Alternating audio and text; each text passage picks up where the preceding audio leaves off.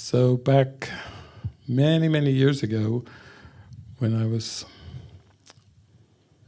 first working with the Course in Miracles, I just really had a very deep, profound, insightful experience that, this big, thick blue book is really just about cause and effect. And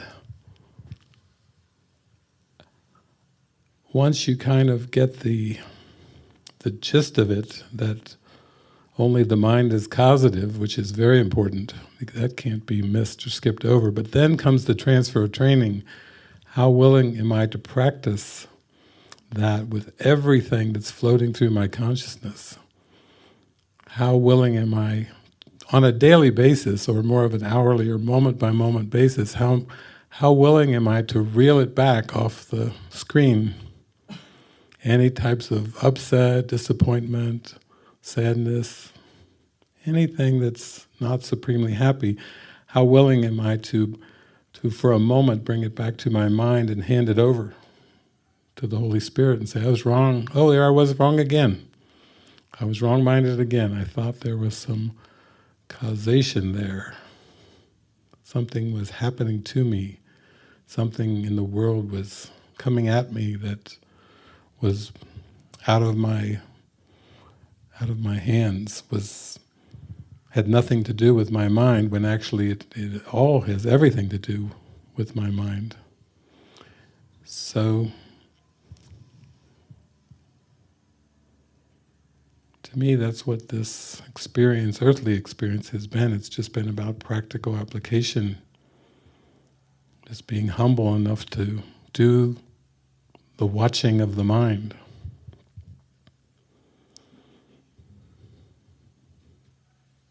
And being humbled by that, the first time I read that in the Course, your mind is much too tolerant of mind wandering. I was like, whoa. Yeah, I want to come into alignment. I don't want to use my mind or my time for wandering, seeking and searching in vain. I would rather seek and find.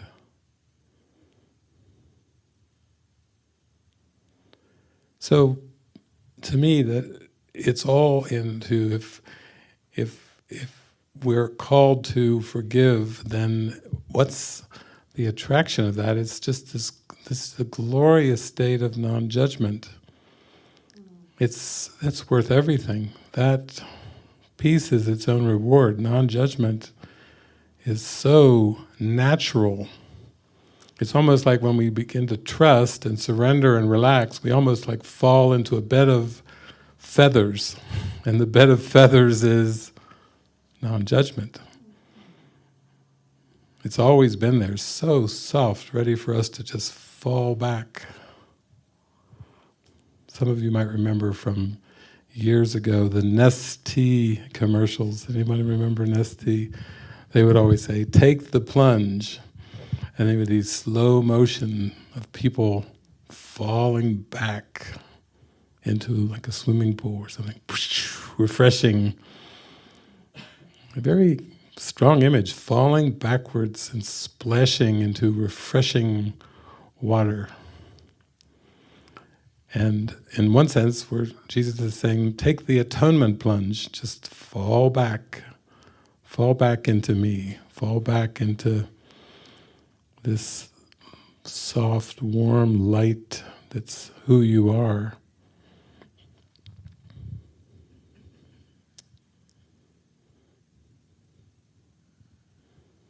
And if it's so simple as just being in alignment with the miracle, then it must be that when he says trust, development of trust is the basis on which all the characteristics of a teacher of God rest, then basically trust in Spirit or the Divine, Holy Spirit, Jesus, higher self, intuition, call it whatever you want.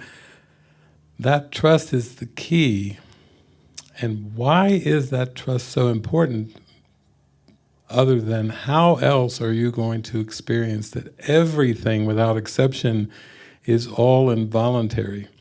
the miracle is involuntary, and all the conditioning of the ego and all the conditioning of the world and all of our educational systems are all saying there's things that you can control and there's things that you can't control. Again, what is all involuntary, which is in the miracle, perception is involuntary, the ego always splits everything up into opposites.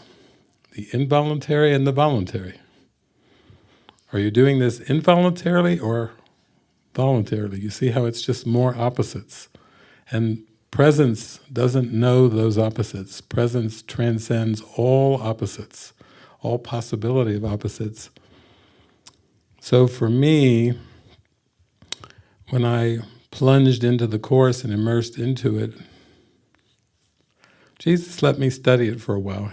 But he had a lot of commentary when I was studying it. He started in all kinds of commentary, pointing things out, go back, look at this, and so on and so forth. But it was really, I would say, for me, the study of A Course in Miracles was a very brief period until it was like, you got it now? You got the gist of it? Do you have the gist? Now we're going to practice. Practice, practice, practice, practice. Make no exceptions. Practice, practice, practice, practice. That's where the transformation comes in. That's where the experience comes in, is through making no exceptions to the principles.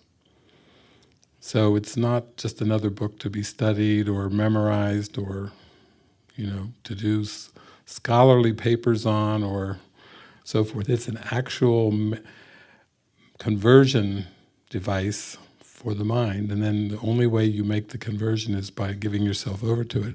And for me, after about 5 years, it was like Jesus is like, okay, enough of the study. 5 years was plenty. It was, now I'm taking you on a road trip. We're going out for some practical experience. And that was just another device. You don't have to take road trips, but in my case, that was a sense of, I'm pulling you out of your familiar perception, familiar friends, family, city, location, and going to take you out on the road so we can go about this rather quickly, learn to transfer these principles very rapidly.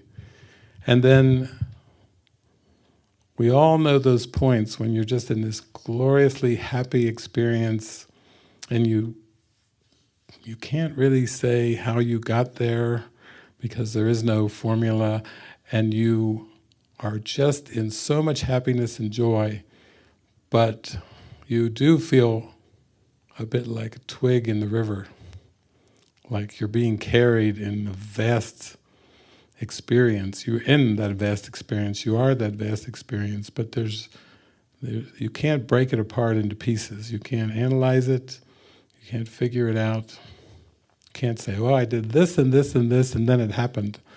It's just another story.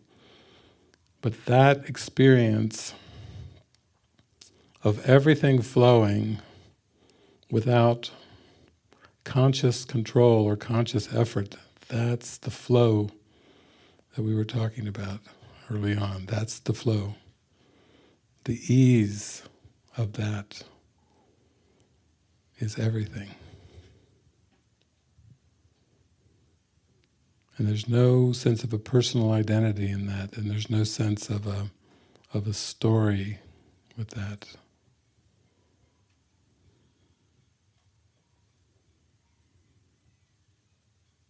It has no goals.